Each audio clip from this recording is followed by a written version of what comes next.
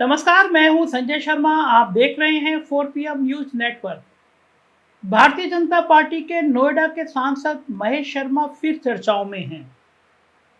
Omaxe society का कांड क्या हुआ, बेचारे महेश शर्मा की मुसीबत हो गई। कहे थे नमाज पढ़ने और रोजे गले पड़ गए वाली कहावत महेश शर्मा जी पर पूरी फिट हो रही है। बेचारे गए थे भलाई में कि ओमेक्स सोसाइटी में एक गुंडा श्रीकांत त्यागी महिलाओं से बहुत बदतमीजी कर रहा था, माँ बहन की गाली बक रहा था, अभद्रता कर रहा था।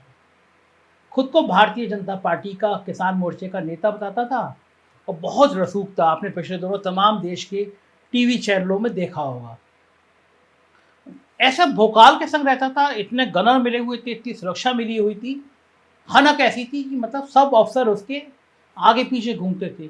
बताया जाता है लखनऊ आता था तो दर्जन भर सोने की चैन गले में रखता था, और मैं मिला मान लीजिए तो मेरे पैर छुए और गले में चैन डाल देते, भैया अपना आशीर्वाद बनाए रखिएगा।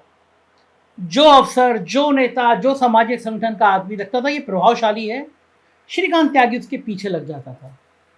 विवादों में शुरू में रहता था गोमती नगर में, लखनऊ में विस्तार एक जगह है, वहाँ के ग्रीन बोर्ड अपार्टमेंट में रहता था अपनी एक महिला मित्र के साथ।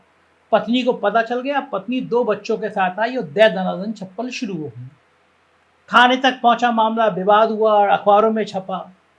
अगर भारतीय जनता पार्टी उस दिन अलर्ट हो जाती और ये समझ लेती कि कौन ऐसा विवादित नेता है जिसके रंग ढंग पार्टी से मैच नहीं कर रहे हैं, अगर पार्टी उस दिन अलर्ट हो जाती और ये देखती कि कौन पार्टी का नेता ऐसा है जो ठेके पट्टों की दलाली कर रहा है, तो श्रीकांत त्यागी के कारण भारतीय जनता पार्टी की इतनी भारी फजीहत नहीं होती। ओबेस सोसाइटी में उसके आतंक से लोग थर्राते थे, परेशान रहते थे। 10-10 गनर लेके चलता था। अपर मुख्य सचिव हैं अरविंद कुमार, पहले ऊर्जा में थे, बड़े कारनामे आपने सुने होंगे। हेल्थ में जब थे तो मैन पावर के नाम पर कई करोड़ का घोटाला कर डाला था, ऐसे आरोप लगते रहते हैं। श्रीकांत त्यागी हर समय उनकी सेवा में रहता था। साहब, चंडीगढ़ में मैका ससुराल कुछ है तो यहाँ से और चंडीगढ़ तक श्रीकांत त्यागी उनकी सेवा करता था। अरविंद कुमार जब गृह विभाग के सर्वे सरवा थे तब भी गृह विभाग में बहुत घोटाले किए थे, तो ऐसे घोटालेबाजों की दोस्ती जल्दी हो जाती है। तो भाई साहब प्रमुख सचिव गिराए थे तो उन्होंने श्रीकांत त्यागी को तत्काल सुरक्षा दे दी थी।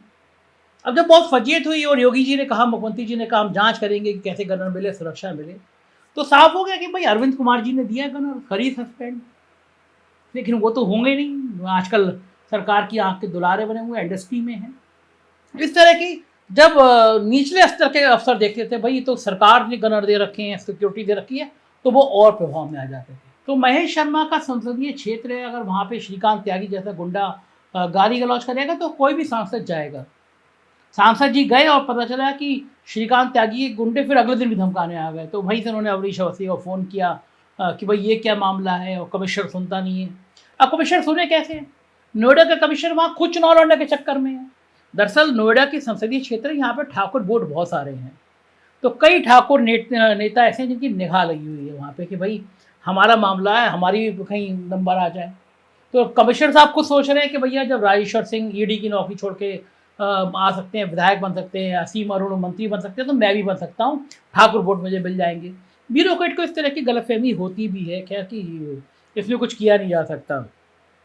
पार्टी के और विधायक, एक अन्य विधायक हैं, वो भी ठाकुर हैं, तो वो भी सोच रहे हैं महेश शर्मा का बदनामी के कारण पत्ता कट जाए, महेश शर्मा हट जाए तो फिर हमारा नंबर हो जाएगा। तो इस तरह की बहुत कंट्रोवर्सी वहाँ चल रही है, सब जानते हैं।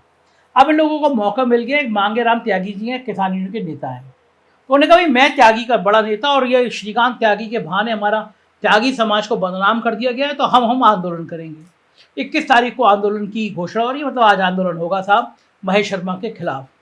और महेश शर्मा बेचारे पसीने पसीने, सीधे साधे आदमी है, तो उनकी हवा खराब हो रही है कि भाई त्यागी नाराज हो गए तो पार्टी अब बचाने की स्थिति में नहीं आएगी, त्यागी वोट बहुत है। लेकिन मुझे बड़ी हैरानी हो रही है, त्यागी समाज इतना पढ़ा लिखा, इतना अच्छा समाज है, उसे समझ नहीं आ रहा कि अगर कोई श्रीकांत त्यागी नाम का गुंडा सिर्फ त्यागी लगा लेगा और समाज उसके पीछे खड़ा हो जाएगा तो समाज की छवि खराब होगी। ये तो वही हो गई कि जैसे कोई मुस्लिम ये कहे कि भाई दाऊद इब्राहिम हमारा भाई है तो हम दाऊद इब्राहिम के साथ आ जाएं, या ब्राह्मण कहे कि भाई विकास दुबे हमारा भाई है, हम विकास दुबे विजय मिश्रा के साथ आ जाएं।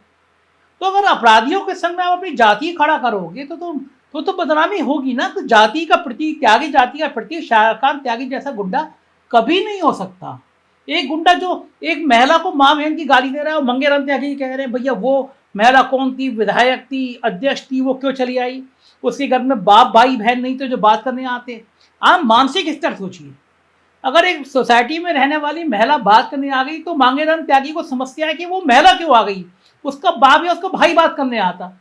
मतलब इस समाज में जब हम 21वीं सदी में जा रहे हैं, प्रधानमंत्री जी कह रहे हैं महिलाओं को आगे आना चाहिए, मांगेराम त्यागी को समस्या कि महिला बात करने क्यों आ गई। तो उसने श्रीकांत त्यागी को त्यागी बंधुओं के स्वाभिमान से जोड़ दिया, क्योंकि श्रीकांत त्यागी पे बहुत पैसा है, उस करोड़ों रुपए जो उसने कमाए वो एक आंदोलन खड़ा कर सकता है। तो आंदोलन किसकी? महेश शर्मा के खिलाफ। अब वो बीजेपी की जो पश्चिमी उत्तर प्रदेश की अंदरूनी राजनीति है वो भी बड़ा काम आ रही है, और कमिश्नर साहब बड़े एक्टिव हैं। वो चाह रहे हैं इंडायरेक्ट वे में कि भाई आंदोलन खड़ा हो जाए, महेश शर्मा ने मेरी किरकिरी कराने की कोशिश की है तो मैं उनकी भी किरकिरी कराऊंगा। और हैरानी की बात यह है कि वहां का लोकल सांसद पुलिस कमिश्नर के बारे में इतनी बातें कह चुका है। तमाम बड़े घोटाले जिनकी फाइलें गृह मंत्रालय तक हैं, अमित शाह जी की जानकारी में है, तब भी नोएडा में सालों से जमे पुलिस कमिश्नर हट नहीं रहे हैं, जो रोज MP की ऐसी तैसी करा रहे हैं, मतलब इंडायरेक्ट वे में करा रहे हैं। सब जानते हैं कि गेम के पीछे कौन है। अब एक ऑडियो मांगेराम त्यागी ने महेश शर्मा को फोन करके कस के धमकाया, वो ऑडियो वायरल हुआ। उसके बाद में महेश शर्मा थोड़े बैकफुट पर आए, डर गए।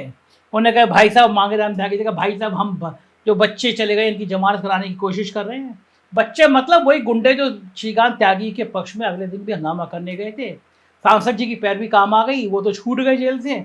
उसके बाद मांगेराम त्यागी ने फिर महेश शर्मा को फोन किया, और मेरे समझ में ये नहीं आ रहा महेश शर्मा उनसे बात क्यों कर रहे हैं। मांगेराम त्यागी से जान रहे हैं कि तुम बात करोगे और मांगेराम त्यागी आपका वीडियो ऑडियो रिकॉर्ड करेगा और वायरल कर देगा। हर प्रोग्राम पे वो ये कर रहा है। तो महेश शर्मा को उसने फिर ऑडियो वायरल कर दिया। सुनिए किस तरह महेश शर्मा प्रेशर में और क्या क्या बातें कर रहे हैं। हाँ भाई साहब, महेश बोल रहा हूँ। जी जी भाई साहब। हाँ भाई साहब, बच्चों की जमानत हो गई है। जी ठीक है जी। और इस पे जो धारा, जी हेलो मांगेराम बोल रहे हैं ना? हाँ हाँ, मांगेराम जी बोल रहा हूँ, बताओ। हाँ, और उसकी जो धारा और वो जो विषय है उसको भी लेंगे। जी जी, ऐसा है डॉक्टर साहब जी। मैं भी फिलहाल जनता मंत्र पाया हूँ, अलग से होगा बात कर आपसे। आप जो है ना, दे दो वहाँ, खबर दे दो।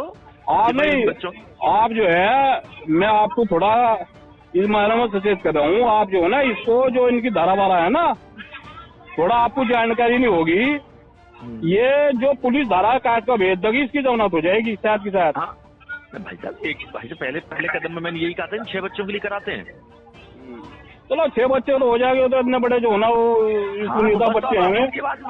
भाई साहब देखो, ये मामला, मेरी बात सुनो, ये मामला पहले दिन जब वो वीडियो जब आ गया तो पार्टी के नड्डा जी इनके साथ फोटो खींची हुई थी, उन्होंने खेल, मैंने, मेरी औकात थोड़ी मैं उसका कुछ करूंगा। जो फोटो सबके साथ मुख्यमंत्री जी के साथ आ गई तो पार्टी ने उस विषय को लिया है, मैंने नहीं लिया, मेरा उससे कोई लेना देना नहीं था।